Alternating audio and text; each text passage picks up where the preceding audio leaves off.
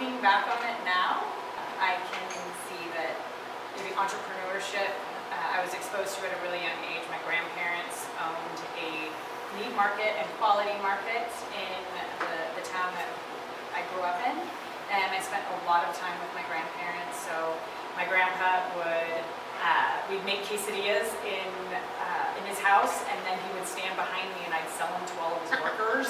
And he, he made sure that I didn't go home with any quesadillas.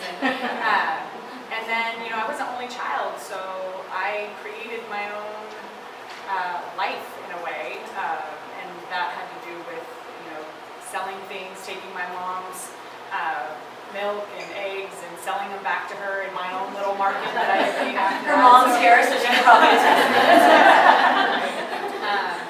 but then, there wasn't any, I didn't go to school to be an entrepreneur. I didn't really think that that was something in my path. I wanted to be a writer, and I wanted to be in the film industry and create that way. And it wasn't until I moved up here that I came up with the idea of wine whites, and then realized that there's so much creativity that goes into entrepreneurship. And I was so satisfied by that process that it just kind of rolled from there. My influences were probably my parents.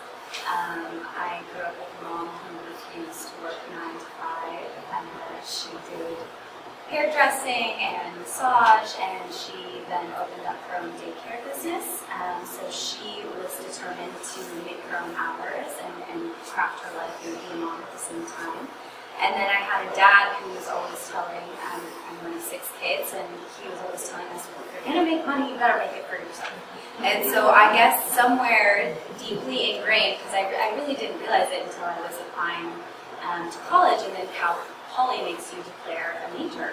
And so I was like, business, I guess. That's, 17. Business sounds good to me. It's general enough. I think I can do anything with that. And then entrepreneurship, because that was, like I said, ingrained in me. And then I came to Cal Poly, and my eyes were opened. I learned so much. I wasn't heavily involved, ironically, in entrepreneurship until about my last year.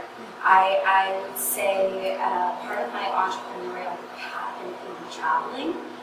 So I was fortunate enough to travel twice. And then I came back, and I was introduced to my now business partner through a former professor, and applied to the SLO House, which, if you're not familiar, it's a business incubator here, and was accepted to that, and that's how my entrepreneurial house started and is evolving. Junk Girls was founded about 6 years ago, but prior to that, it started as art therapy for me. I have a real issue with anxiety and depression, almost to the point where it's like this is extremely difficult for me. But through a phenomenal therapist whom I still see here in town, who started me on the path of art therapy and dealing with some of the things that I've dealt with in primarily. So she says to me, Jenny, what do you want to do? Do you like painting? Do you like play? I said, I think what I want to do is work with assemblage, making things out of other little things. Because as a kid, when things were tough, I would go down into the creek that was behind our house, and I'd literally hide and go find little treasures and tuck them away, and I'd go back and find those treasures when I needed to go play with them.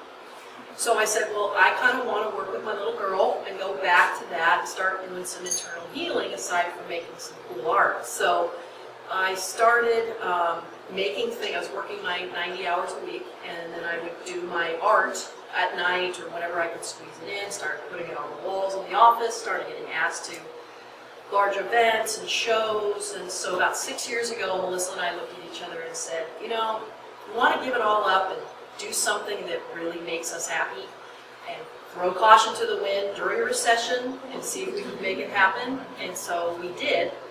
And so we formed Junk Girls about 6 years ago.